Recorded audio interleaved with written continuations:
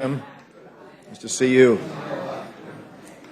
The Rules Committee will come to order. We are here for consideration of two measures, the Protect Life Act and the Coal Residuals Reuse and Management Act. We're happy to welcome the chairman of the Subcommittee on Health of the Energy and Commerce Committee, our good friend Mr. Pitts, and the author of this legislation. And I think we're awaiting the arrival. Well, I know we're awaiting the arrival, but I don't see Mr. Pallone in the room. He is finishing the opening statement at our hearing. He's finishing the opening statement. I turned, good. Okay, well. Chair over and.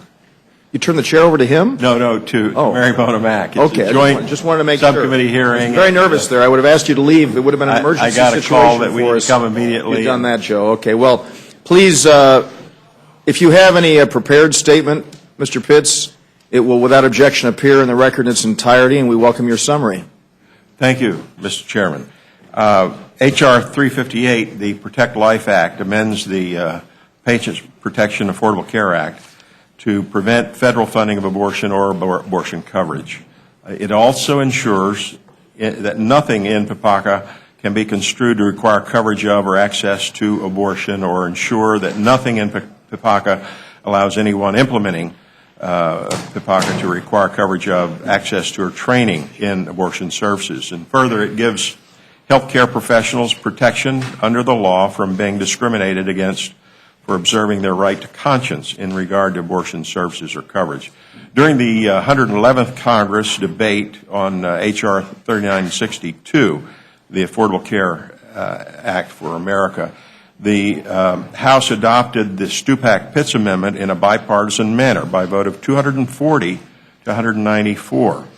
That amendment contained many of the provisions that are now in this bill. However, when the House ultimately adopted PPACA, the Stupak-Pitts language was not included, and a series of accounting gimmicks were inserted in its place.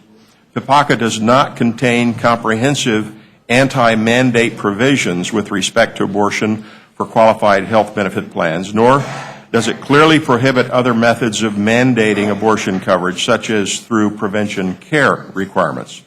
PPACA established allocation accounts to segregate federal funds from premium funds that can be used for abortion coverage, and since money is fungible, however, these accounts truly amount to accounting gimmicks. Under this system, plan insurers that cover abortion will collect what many call an abortion surcharge from premium payers.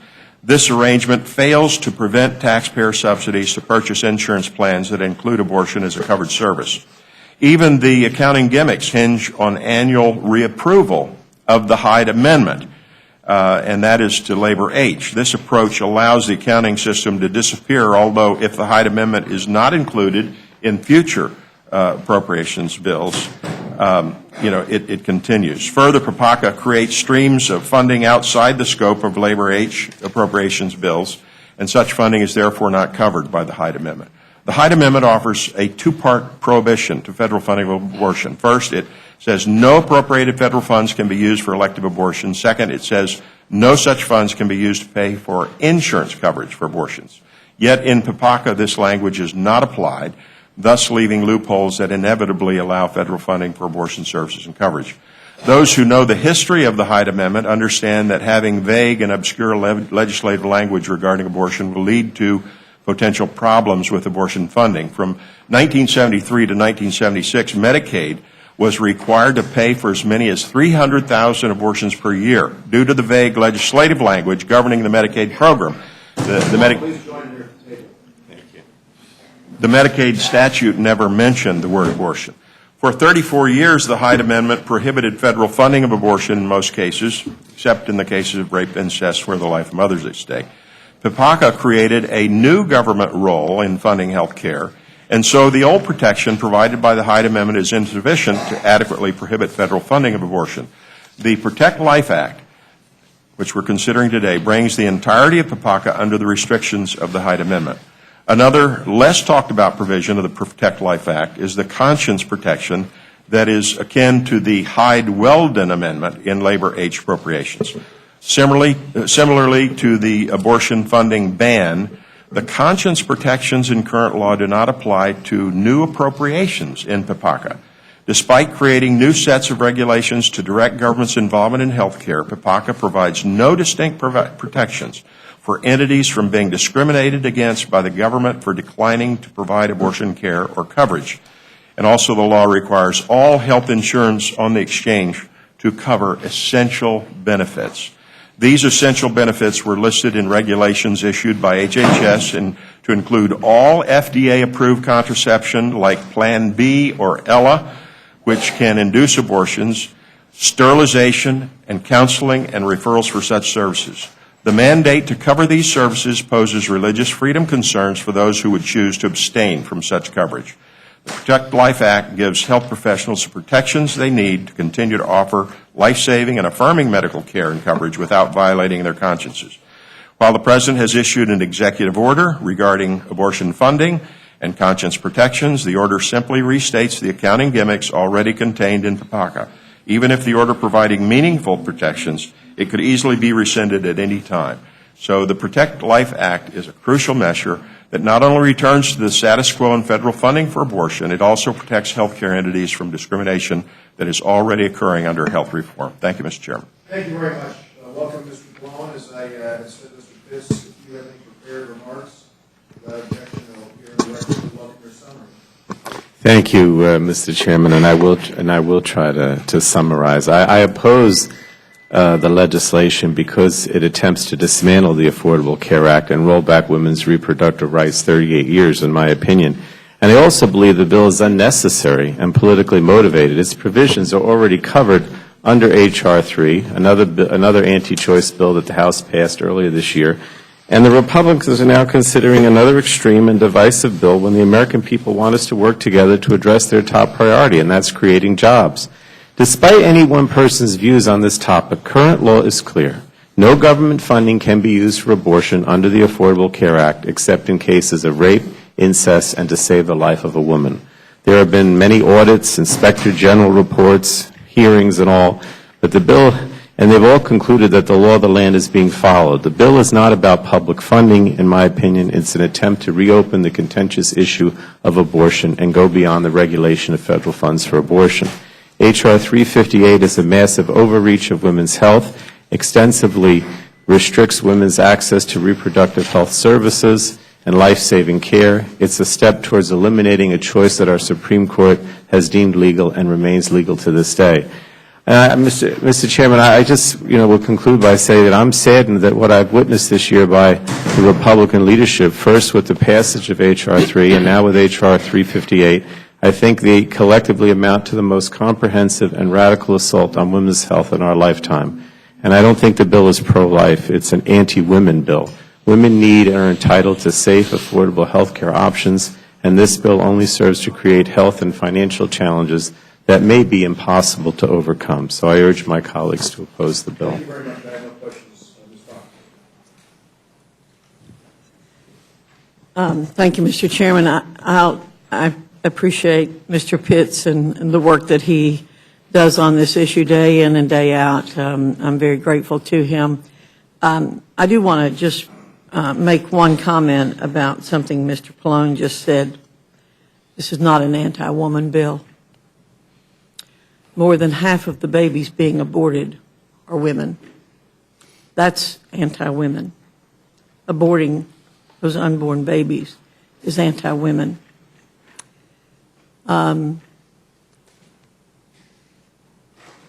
Voting for life is never anti-anybody. And I really resent your comment saying it's anti-women. Thank you. If I could I just respond? When I say that, Ms. Fox, and I respect you a great deal, I really do in so many ways. The problem that I see is that we have a Supreme Court opinion that says that abortion is legal. And, you and Mr. Pitts, probably don't agree with that. I don't want to put words in your mouth, but just knowing you, I think you probably wouldn't. I just think that what Mr. Pitts is trying to do here goes so far that it's going to be impossible to exercise that right under the Supreme Court's ruling in Roe v. Wade, because essentially what we try to do in the Affordable Care Act is to say that you had to pay privately if you wanted to have abortion coverage. But you could still get it on the exchange in a comprehensive plan, but you had to pay privately for it. Now, if you go beyond that and say that that whenever you get a subsidy, which so many people do, particularly lower-income people in the exchange, that you would not be eligible to purchase that kind of comprehensive policy, even with your own money, and you have to somehow go and purchase it separately. I think that that's not going to be possible to do. And so essentially, practically speaking, it makes it impossible for a woman to buy coverage that would include abortion, and therefore makes the promise, if you will, of Roe v. Wade practically ineffective. Now, I know there are people that would like to see Roe v. Wade overturned, and I'm not going to put words in your mouth, but I think as long as it is the law of the land, and I think it should be, we shouldn't be just trying to restrict access so much that it becomes impossible for women to obtain an abortion. So that's what I think this is an attempt basically to make it practically impossible to exercise the right to abortion. Mr. Chairman, if I might make one more comment. 77% of the American people are opposed to federal funds being spent on abortion. You are going against the will of the American people when you support taxpayer dollars going for abortions. This doesn't restrict access. This simply says we're not going to use taxpayer dollars to pay for ending the life of a human being. Well, again, I think that in the original Affordable Care Act, we made it quite clear that you had to pay for that coverage separately with your own dollars, and you weren't using federal dollars. But I don't want to keep arguing.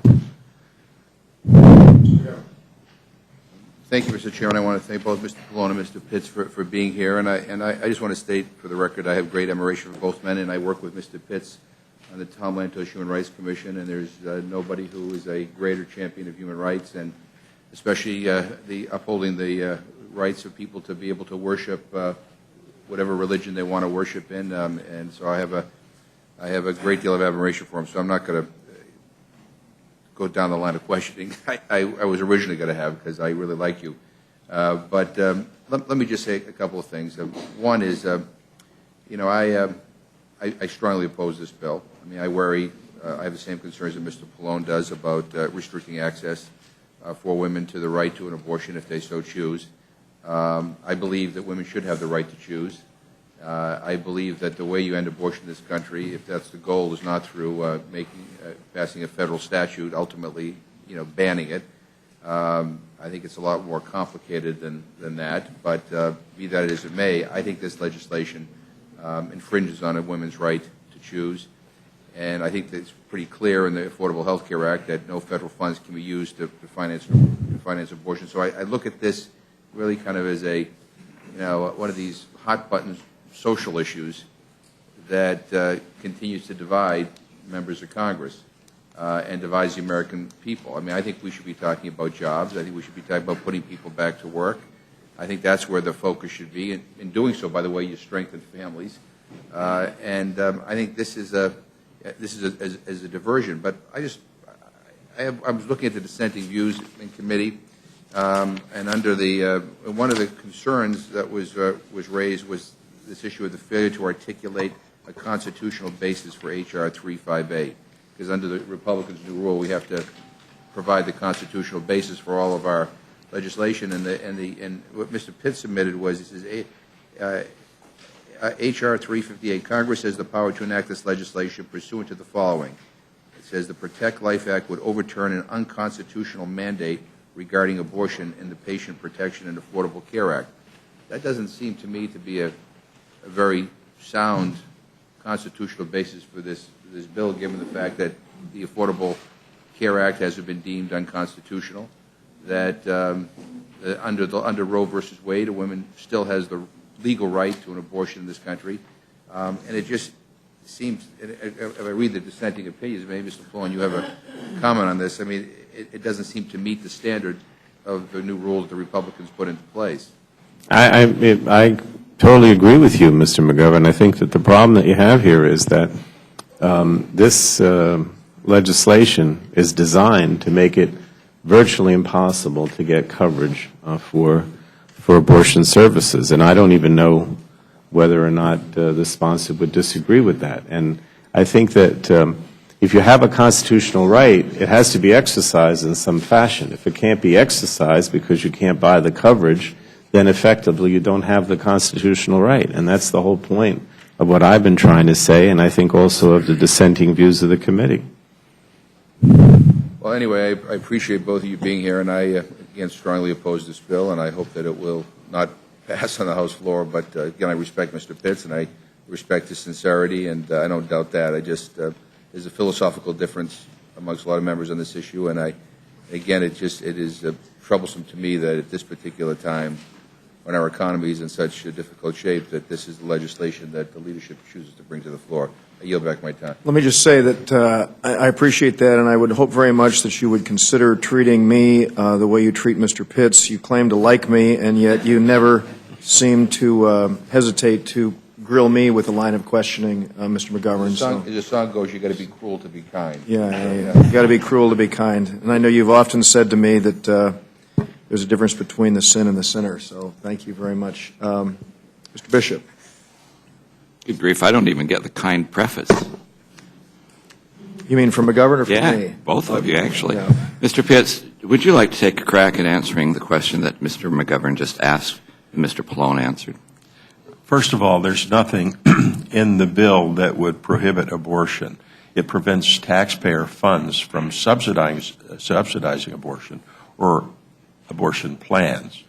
You can have an abortion, but you must pay for it with your own funds. That's what the bill specifically states. As to the constitutionality, we ran our statement by the parliamentarian. He approved it, and that's what we submitted to the committee. Those sneaky parliamentarians. Let me just make one statement here, only because I found it bizarre. I happened to have the fortune last session of being on one of the committees that heard a part of the bill. In fact, this was one of the issues that was in front of that particular committee. And it was amazing because it became very similar to what Mr. Pallone was just saying a moment ago about constitutional rights. If they're not affordable, the federal government, in fact, this was the argument that was made in committee. If a constitutional right is not affordable, the federal government has to stand up and make sure that it is viable for those who cannot afford it, which I thought was a great idea. I kind of like that, especially if you go to the Second Amendment, which would mean if I can't afford a gun, the government should have to give me one because it's unaffordable for me. And I think that's a great concept. I love that concept. I hope you're able to go forward with that particular concept. Could I ask the gentleman to yield? The one thing I wanted to point out here is... I think I did that. Go ahead. Is that okay? Is the distinction between insurance, versus just paying. I mean, remember, what we're trying to do here is to have people be able to pay for insurance that covers abortion services. I mean, I suppose anyone, under the law now, you can certainly go out, and if you want to have an abortion, you can simply pay for the actual service. But people want, if you can afford it. But even people who, are of some means, if they can't get the insurance and they don't pay for the insurance, they're not going to have access. In other words, I don't think we want to say to people, you can't buy insurance, you want to have an abortion, you can go pay for it, without the insurance. I don't know what that would cost. But if you deny the ability to purchase insurance, then a lot of women are not going to be able to actually, pay for the abortion without the coverage. I just want to make that distinction. So I don't think we're just talking about poor people here. We're talking about anybody who wants to be able to purchase insurance, because if it's not part of a comprehensive plan on the exchange and you're going to try to go buy coverage just for that, I can't imagine what it would cost or if it's even available at all. Look, I appreciate you trying to twist that around. They did the same thing in the committee. Unfortunately, the line of reasoning means I get a gun. And as soon as I get the gun, then I might buy your argument. And I'm sure the rest of you, probably Alcee, will be talking about that too.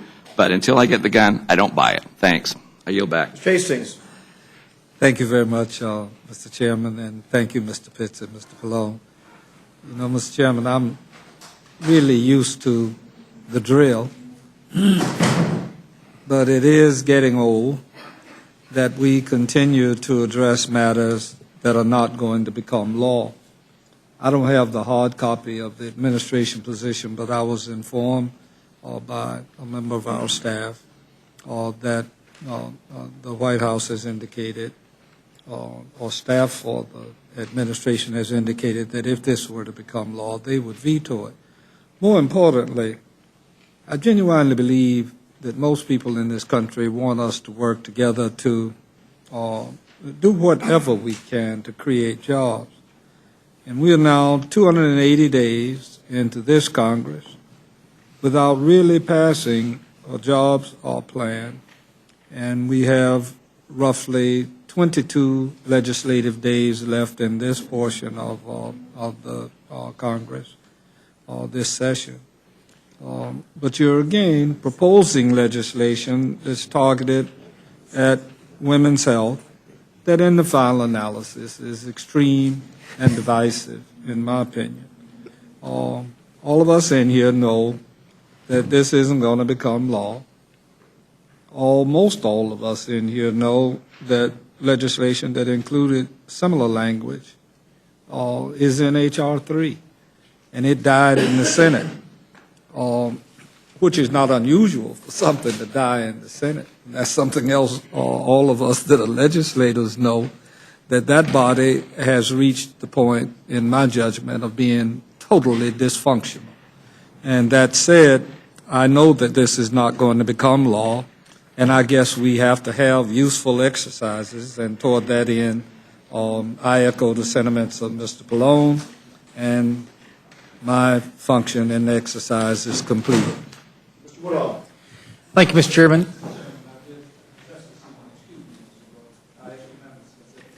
Without objection, state administration policy. Very welcome. There. I do believe this is a useful exercise. If useful exercise means trying to reflect the will of more than 70% of the American people who don't want to see federal funding going to abortion, I have great sympathy for you, Mr. Pitts, trying to craft that constitutional statement, because I thought about that very same thing. I said, if we're trying to amend a bill and we think the underlying bill is an unconstitutional usurpation of our rights to contract for health care, what is the constitutional authority for trying to make an unconstitutional bill better? And it really highlights for me the danger of what that PAPACA legislation, what the President's health care bill really means for this country. Because to your point, Mr. Pallone, I'm sympathetic. I do believe that folks ought to be able to spend their own money on whatever they want to spend their own money on. My parents just went on Medicare. My mom's 65th birthday was 10 days ago. And guess what? Her homeopathic physician doesn't accept Medicare. And she said, or new Medicare patients, and she said, no worries. I've been saving all my life to provide for my health care services. I'll just write you a check. Tell me what I owe you. And, of course, her physician said, no. The law requires, since I have some Medicare patients, unless I accept Medicare from you, I can't accept you at all. You cannot pay cash and contract with me for services. That's outrageous. Outrageous in America. I went through the Protect Life Act, and I can't find that section that prohibits someone from using their own money to purchase services. I see no funds authorized by this act may be used. I see, in fact, nothing in this subsection shall be construed as prohibiting any non-federal entity from doing these things. What is that language? Thinking about my mom and her circumstances, what is that language that prevents me from spending my own money to purchase this insurance, Mr. Pallone? The problem is this. When we crafted the Affordable Care Act, the idea was that if you were buying the insurance on the exchange, which most people will, or a lot of people will, because they don't have another alternative, but they want the abortion coverage. They have to pay for it separately with their own dollars. But it's still part of the comprehensive package that they're getting at a low cost. Now, you say, or I guess Mr. Pitts would say that, well, if you're below a certain income, you're going to get a subsidy for the whole plan. I don't think that means that the federal dollars are subsidizing the plan, because you're still paying separately for the abortion coverage. The fear here is that if you can't do that, and you have to now go outside the exchange and find someone who's going to issue a separate policy just for the abortion coverage, that no one's going to issue that policy, or it's going to be so prohibitive that it would be just, impossible to do. We don't even have any reason to believe that anybody would even offer it. And so then I think what you're doing is basically saying to women that if they have an abortion, they just have to pay for the abortion itself, the way, you'd go out and buy a gun. And I don't know what the cost of that will be, but most people want to be able to buy insurance. They don't want to pay on a service-by-service basis because presumably that would be extremely expensive. So that's why I say that it's basically shutting out those abortion services, practically speaking. I'm sympathetic to that. I have my concern about the President's health care bill was actually going the other direction. He was going to make me buy insurance for things I didn't want to be insured against. Your concern is I'm not able to buy insurance for things I want to be insured against, and we're both in that briar patch only because the government has decided it's going to get involved in helping to make those decisions for us. You mentioned, Mr. Pallone, that you thought that the legislation might be designed to eliminate abortion services altogether. And I would just like to add... Or access to them. I know where your heart is on this issue, Mr. Pitts, and my heart is there with yours. But that goal aside, on other legislation, am I right to believe that if and when the Supreme Court throws out the entire PAPAC Act, the entire President's health care bill, that you're not going to reintroduce this bill in the absence of the President's health care bill? The only reason you have we're considering this legislation is because the President's health care bill puts the taxpayer on the hook for all of these services, and so we need this clarifying legislation. In the absence of the President's health care bill, would this legislation have even been introduced? No, this is specifically designed for the Affordable Care Act, and it's a repealer of the provisions and restricts for the Affordable Care Act no federal funds for abortions or abortion coverage. And I might remind everyone that we offered basically this amendment to the House version of the Affordable Care Act. It went through our committee, and it's the only amendment that passed. It passed overwhelmingly with bipartisan support. Now, this is when you had 255, we had 179, and the amendment, called the Stupak-Pitts Amendment, received 240 votes to 194. 65 Democrats voted for that. So that was truly bipartisan. When the Affordable Care Act came over from the Senate, it did not include that. Therefore, the President agreed to an executive order, basically. But an executive order can easily be overturned by an administration or the courts. This would put in statute this basic principle of the Stupak-Pitts Amendment in statute, but only for the Affordable Care Act. Now, H.R. 3, which Mr. Hastings mentioned, was broader than this. It applied to all government programs as far as no federal funds for abortion. This is specifically designed for the Affordable Care Act. This is the bill that codifies the bipartisan amendment that reflects the President's executive order. That sounds like exactly what the American people have been asking us to do, Mr. Chairman, find those things that we can work on together. I appreciate you bringing this before us today.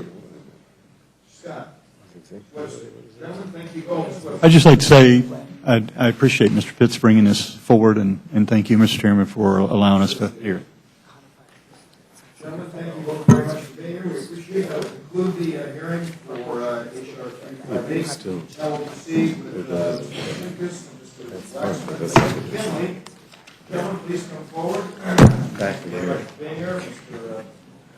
Pincus, without objection, any prepared remarks that you have will be entered in the record, and we welcome your summary.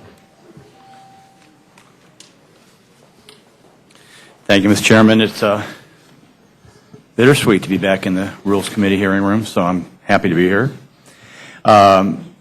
Thank you, and thank you for the members of the committee for the opportunity to testify on H.R. 2273, which originated in my subcommittee on the environment and the economy. Our full committee on the Energy and Commerce favorably reported this legislation by a 3-to-1 margin, which was a good bipartisan vote. In June 2010, EPA proposed 3 alternatives to the regulation of coal ash under the Solid Waste Disposal Act, including under the subtitle that deals with hazardous waste. This announcement stigmatized the use of coal ash in concrete, wallboard, and roofing shingles, placed 39,000 to 183,000 jobs at risk, and could cost American industry between $22 billion and $102 billion, depending upon which alternative was finalized by the EPA. At our legislative hearing on coal ash, we learned how well the states already regulate coal combustion residuals, and that coal combustion residuals do not merit regulation as a hazardous waste. We also learned that a hazardous waste designation by EPA would exhaust the nation's special landfill capacity in 2 years, since this is the second largest waste stream in the country. We also learned that coal ash is no more hazardous than municipal solid waste, which the states have been successfully managing for decades. We also heard recommendations for minimum federal standards for the management of coal combustion residuals by the states. H.R. 2273, the Combustion Residuals Reuse and Management Act, uses existing federal environment rules that EPA promulgated to protect human health and the environment and applies them to coal ash. In doing so, H.R. 2273 sets out enforceable federal standards for the first time. The bill uses municipal solid waste regulations, a successful federal-state partnership under Subtitle D of the Solid Waste Disposal Act, which is also known as RCRA, and expands and adapts it for coal ash. Under H.R. 2273, state programs will be at least as stringent as the federal baseline, but states may be more protective if they choose to. State permit programs will, at a minimum, feature liners and other design criteria, groundwater monitoring, siting restrictions, fugitive dust control, financial assurance, and operating criteria regarding surface water control, record keeping, and run-on, runoff controls. H.R. 2273 builds on existing state expertise in regulating solid waste and works to empower states, protect jobs, control public and private costs, and protect people and the environment. It does not ask EPA to write new regulations for coal combustion residuals. H.R. 2273 is strongly endorsed by state environmental officials, including the Environmental Council of the states, coal ash recyclers, coal producers, and coal users. It strikes the proper balance, assuring strong, consistent protection with minimum federal intrusion. I have filed an amendment to H.R. 2273 based upon more recent suggestions of Republicans and Democrats that will clarify a couple of provisions in H.R. 2273 and more fully develop its promise to an American public. I urge the committee to make this amendment in order and consider other germane amendments as well. Again, thank you for this hearing. I'd be happy to answer any questions. Thank you very much, Mr. Shimkus. And I know Mr. McKinley has authored this legislation, and we do hope to make a number of amendments in order to address it. This bill is about devolving power from Washington. Obviously, the needs of one state are a heck of a lot different than others, certainly when it comes to the issue of coal ash, so I have no questions. Mr. Bishop. Mr. McGovern. Thank you. Mr. Shimkus, were there any legislative hearings on this particular bill? Yes. On H.R. 22? Well, we had a hearing on coal ash. Right, but not on this particular bill. My understanding is that there were no legislative hearings on 2273. No, but in answer to your question, that's correct. Yeah. It did go through subcommittee. And I guess the question is, what I've been told is a number of Democrats in the committee were called for hearings or additional hearings, to be able to hear actual scientists, and others. And I was told that Chairman Upton cited that timing for floor consideration was an obstacle why there couldn't be more hearings, but the markup took place 3 months ago in mid-July. Is there a reason why? There was time, obviously, to have more legislative hearings. On something like this, to be sensible. As you all know, in this committee, that the vast majority of floor activity is really legislation that comes through the Energy and Commerce. I'm a little biased on that. So the Energy and Commerce Committee, I think we have 6 hearings this week itself, while we have 2 bills on the floor. So we're a very productive committee, and we work very hard. And I think the proof of the legislation is the fact that it made out a subcommittee on bipartisan support, and really out of full committee with 6 Democrat votes and 2 more who weren't there for final passage who were going to support the bill.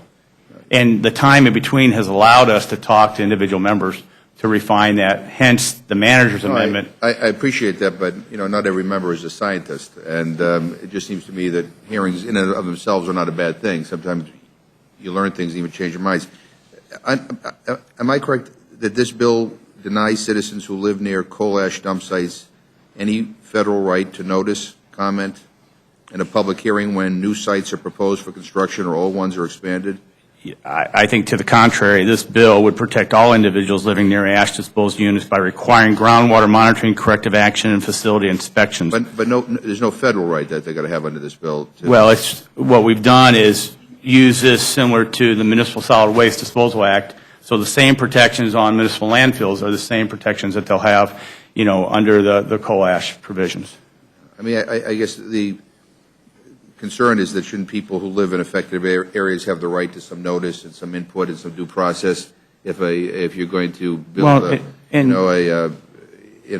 coal ash dump or expand it in a particular area? I mean, and I think if I'm reading some of the dissenting views on this, the concern is that federal right to that. It's up to the states, basically. Exactly. That's the intent of the legislation. You may have a state that doesn't, not every state is equal when it comes to upholding environmental rights or any other kind of right. Well, I mean, the Environmental Council of the States, which is written in support of this, is a council of all state environmental regulators. The states do feel that under the municipal solid waste laws that they adequately protect, the safety of the environment. They have hearings. They have siting hearings. They're very comfortable. Many states are very comfortable and have written us in letters of support of this approach. All right. Thank you, Mr. Chairman. I ask unanimous consent to submit the statement of administration policy, which indicates that the administration opposes the bill.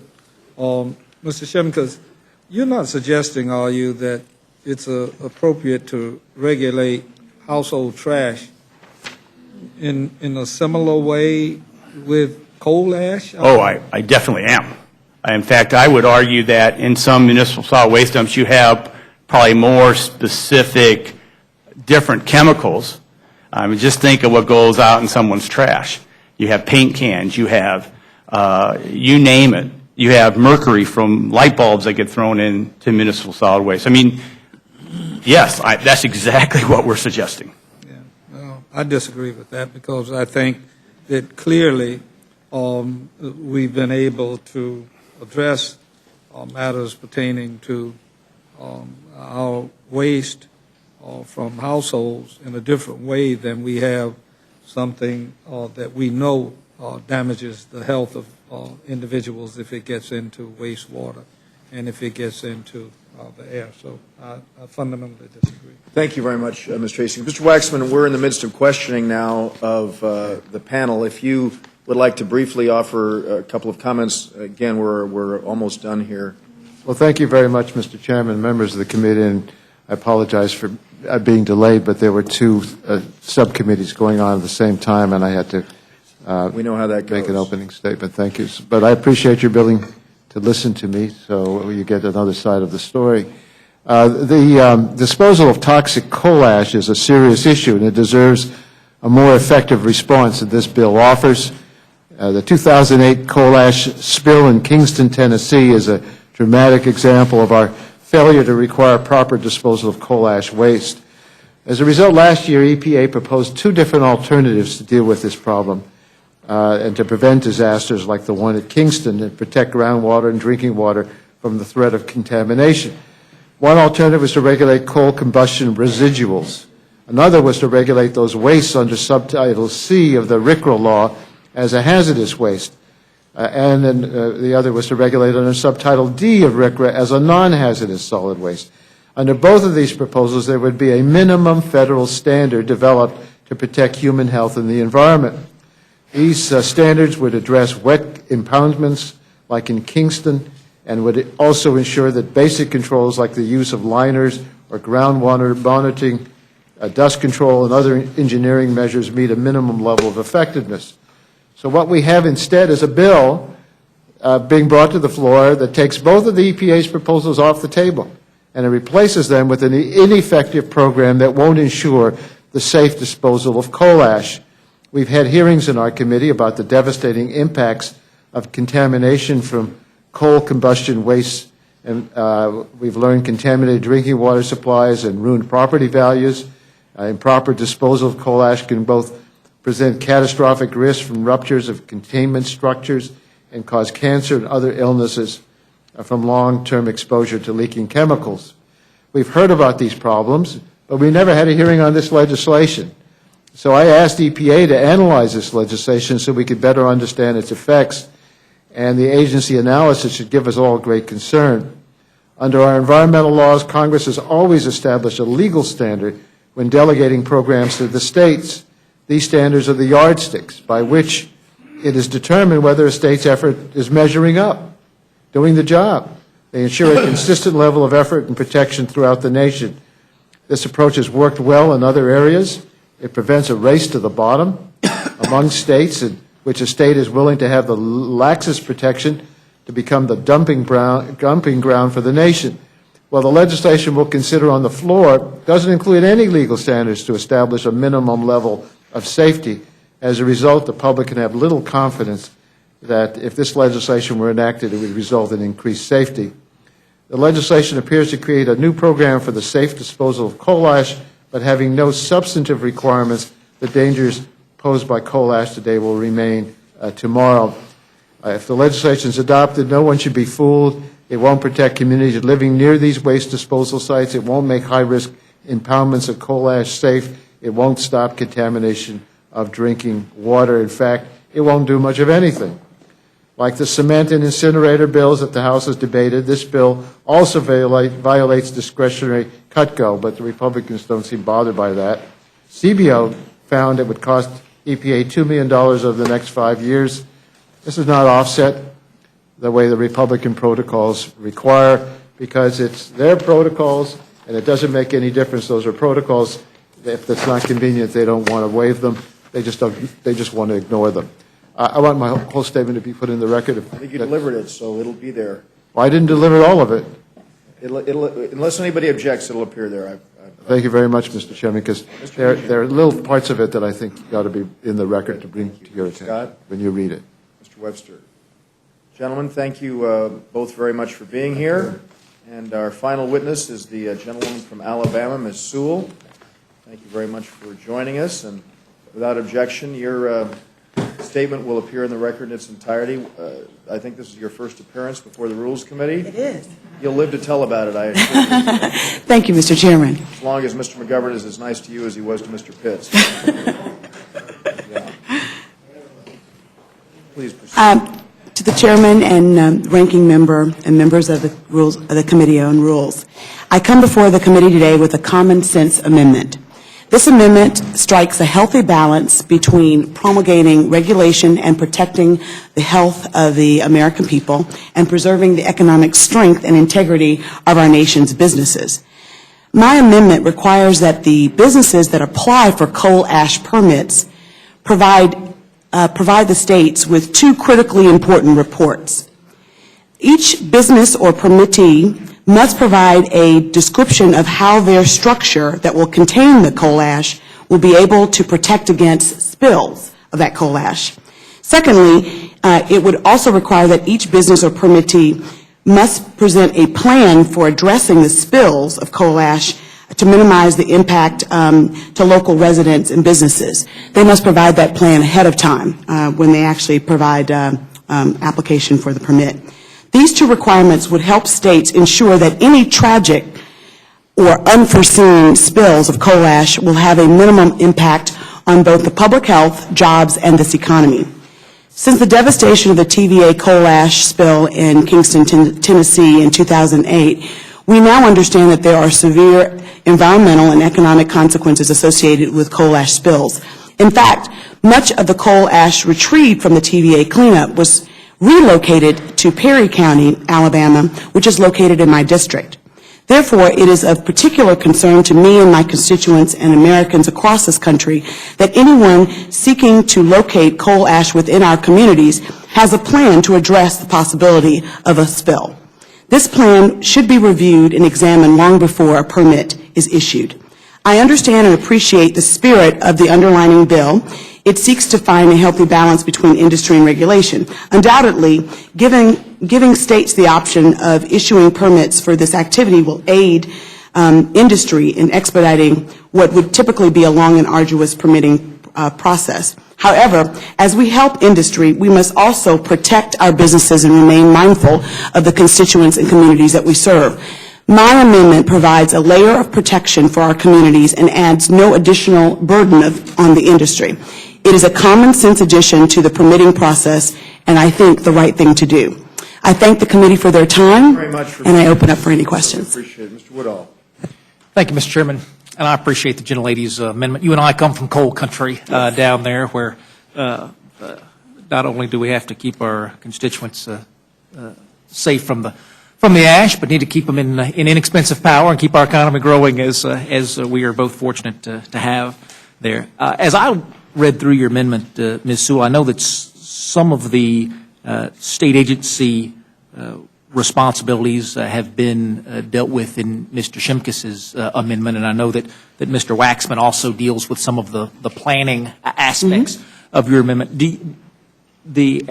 I don't know if you have had a chance to review their two comprehensive amendments, but my question is, do you believe that your concerns will be taken care of with Mr. Waxman's amendment being made in order, or do you believe there are some issues here that are unique to your amendment that require your amendment be heard on the floor? I believe that they're unique to my amendment. I think that the idea of actually having a plan of action prior to that, as well as providing a description in the report, are better spelled out in my amendment. So having an opportunity to hear it on the floor, I think, would be advantageous. I also just want the committee to know that my staff has reached out to TVA as well as to the National Mining Association, and both seem to be in favor of our amendment. Fantastic. Yeah. I thank the gentlelady. Thank you, Mr. Chairman. Governor. Mr. Nugent. Mr. Hastings. Mr. Scott. Mr. Webster. Thank you very much for being here. Thank you for the opportunity. We appreciate your thoughts and your proposal. That will conclude the hearing for consider of H.R. 2273, and we will distribute the rule now. Thank you. Both rules. And the chair will be in receipt of a motion. Mr. Chairman, I move the committee report a closed rule for consideration of H.R. 358, the Protect Life Act. The rule provides 1 hour of debate equally divided and controlled by the chair and ranking minority member of the Committee on Energy and Commerce. The rule waives all points of order against consideration of the bill. The rule provides that the amendment in the nature of a substitute recommended by the Committee on Energy and Commerce, now printed in the bill, shall be considered as adopted, and that the bill as amended shall be considered as read. The rule waives all points of order against provisions in the bill as amended. Finally, the rule provides one motion to recommit the bill with or without instructions. You've heard the motion of the gentleman. Any discussion or amendment? Mr. McGovern? Mr. Chairman, I have an amendment to H.R. 358. I move that we grant an open rule so that all members have an opportunity. Thank you very much for that. You've heard the motion of the gentleman. Any discussion? If not, the vote occurs in the McGovern amendment. Those in favor will say aye. Those opposed, no. No. Ensure the noes have it. Clerk, call the roll. Mr. Sessions, Ms. Fox, Mr. Bishop, Mr. Woodall. No. Mr. Woodall, no. Mr. Nugent. No. Mr. Nugent, no. Mr. Scott. No. Mr. Scott, no. Mr. Webster. Mr. Webster, no. Ms. Slaughter. Mr. McGovern. Aye. Mr. McGovern, aye. Mr. Hastings. Aye. Mr. Hastings, aye. Mr. Polis. Mr. Chairman. No, and the clerk report the total. 2 yeas, 5 nays. And the motion is not agreed to. Are there further amendments? If not, the vote occurs on the motion of the gentleman from Lawrenceville. Those in favor will say aye. Those opposed, Aye. ensure the ayes have it. The ayes have it. The motion is agreed to. Clerk, call the roll. Mr. Sessions, Ms. Fox, Mr. Bishop, Mr. Woodall. Aye. Mr. Woodall, aye. Mr. Nugent. Aye. Mr. Nugent, aye. Mr. Scott. Aye. Mr. Scott, aye. Mr. Webster. Yes. Mr. Webster, aye. Ms. Slaughter. Mr. McGovern. No. Mr. McGovern, no. Mr. Hastings. Mr. Hastings, no. Mr. Polis. Mr. Chairman. Aye, and the clerk report the total. 5 yeas, 2 nays. And the motion is agreed to, and Ms. Fox, gentleman from Grandfather Community, will be managing this for the majority, Mr. Hastings. and Mr. Hastings for the minority. And the clerk will be the chair will receive a second motion. Mr. Chairman, I move the committee report a structured rule for consideration of H.R. 2273, the Coal Residuals Reuse and Management Act. The rule provides 1 hour of general debate equally divided and controlled by the chair and ranking minority member of the Committee on Energy and Commerce. The rule waives all points of order against consideration of the bill. The rule provides that the amendment in the nature of a substitute recommended by the Committee on Energy and Commerce, now printed in the bill, shall be considered as an original bill for the purpose of amendment and shall be considered as read. The rule waives all points of order against the committee amendment in the nature of a substitute. The rule makes in order only those amendments printed in the report accompanying the resolution. Each such amendment may be offered only in the order printed in the report, may be offered only by a member designated in the report, shall be considered as read, shall be debatable for the time specified in the report, equally divided and controlled by the proponent and an opponent, shall not be subject to amendment, and shall not be subject to a demand for division of the question. All points of order against the amendments printed in the report are waived. Finally, the rule provides 1 motion to recommit with or without instruction. You've heard the motion of the gentleman from Lawrenceville. Let me just say that this is a structured rule. I would have preferred to have an open rule for consideration of this measure. As you know, we have 2 similar proposals before us, one of which, the Boiler MACT, is still being debated on the floor. It's being considered under a modified open rule. We had total, with the 2 withdrawn, taken into consideration of 14 amendments. We made nothing but Democratic amendments in order, with the exception of the manager's amendment. Mr. Woodall, just in his exchange with Ms. Sewell, raised the fact that both the Waxman and the Shimkus proposals do address the concerns that she has. Again, I will say I wish we did have an opportunity to make more amendments in order. One of the things that I've heard regularly from Democrats as well as Republicans, that they appreciate the scheduling that we have been able to put into place. And so, to be very honest, the main reason that we are doing this, trying to allow virtually every issue to be considered, is that I think that to try and complete our work by Friday afternoon at 3 o'clock was part of the decision-making process here, and I understand and respect those who would want to have a more open process, and I'm certainly among them. So with that in mind, are there any amendments? Mr. McGovern. Mr. Chairman, I have an amendment to the rule. I move that the committee grant H.R. 2273 an open rule so that all members have an opportunity to offer amendments to the bill on the House floor. Thank you very much. You've heard the motion of the gentleman. Any discussion? If not, the vote occurs. Mr. Hastings. Just got through saying, I support the open rule, and particularly in light of the fact that the chairman said that he would have preferred it, but we are doing it now so that we can meet a scheduling commitment. Exactly. By 3 p.m. Well, Right. we carry things over from 1 week to the next, from Right. 1 month to the next, from 1 year to the next. I mean, what's new about being able to extend the time if we were to have an open rule? Well, as the gentleman knows, there are lots of things that need to be considered, and we've Yeah, how considered about 2. jobs bill? That's exactly right. That's Yeah. a very, very good point, and we want to make sure that we have an opportunity to continue to focus on jobs. Today, we're considering a bill that's going to create 250,000 jobs, as you know, on the House floor. I mean, we can get into this. I will just say that 2 similar measures right now have been considered, one completed under a modified open rule. And we, at this moment, are considering the Boiler MACT legislation, which is similar to this legislation, on the floor. And I'm sorry that we do have these kinds of constraints. We're making lots of Democratic amendments in order. I mean, we're making 6 amendments that are in order here, and with the exception of the manager's amendment, they're all amendments offered by Democrats. So there's no other Republican amendment. Virtually all of the proposals that have been submitted, the ranking member of the full committee has his amendment made in order. So, I mean, again, I would like to have a modified open rule, but I recognize that we have these kinds of constraints established. And the gentleman knows very well that obviously we've got lots of priorities.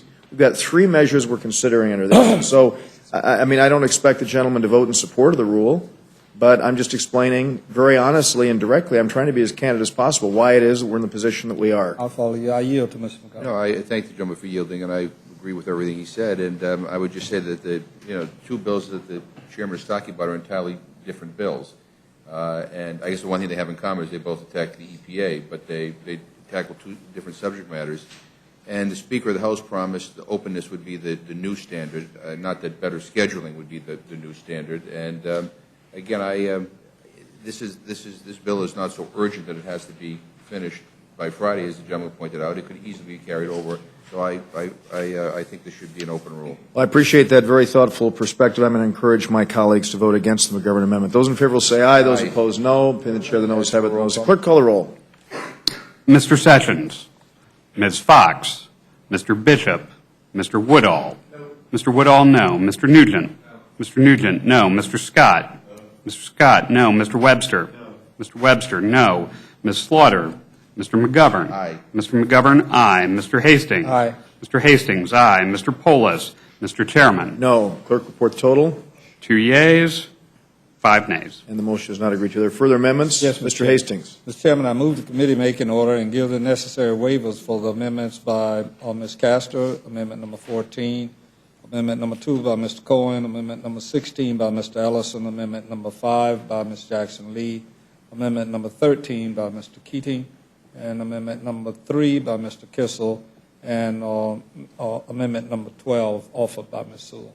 For the motion of the gentleman, any further discussion? If not, the vote occurs on the Hastings amendment. Those in favor will say aye. Those Aye. opposed, no. Opinion of the chair, the I ask noes for a have it. roll Clerk, call. call the roll. Mr. Sessions, Ms. Fox, Mr. Bishop, Mr. Woodall. Mr. Woodall, no. Mr. Nugent. Mr. Nugent, no. Mr. Scott. Mr. Scott, no. Mr. Webster. Mr. Webster, no. Ms. Slaughter. Mr. McGovern. Aye. Mr. McGovern, aye. Mr. Hastings. Mr. Hastings, aye. Mr. Polis. Mr. Chairman. No. Clerk, report the total. 2 yeas, 5 The nays. motion is not agreed to. Are there further amendments? If not, the vote occurs on the motion of the gentleman from Lawrenceville. Those in favor will say aye. Those opposed, no. Opinion of the chair, the ayes have it. The ayes have it. The motion is agreed to. Clerk, call the roll. Mr. Sessions, Ms. Fox, Mr. Bishop, Mr. Woodall. Mr. Woodall, aye. Mr. Nugent. Mr. Nugent, aye. Mr. Scott. Mr. Scott, aye. Mr. Webster. Mr. Webster, aye. Ms. Slaughter. Mr. McGovern. No. Mr. McGovern, no. Mr. Hastings. No. Mr. Hastings, no. Mr. Polis. Mr. Chairman. Aye. Clerk, report the total.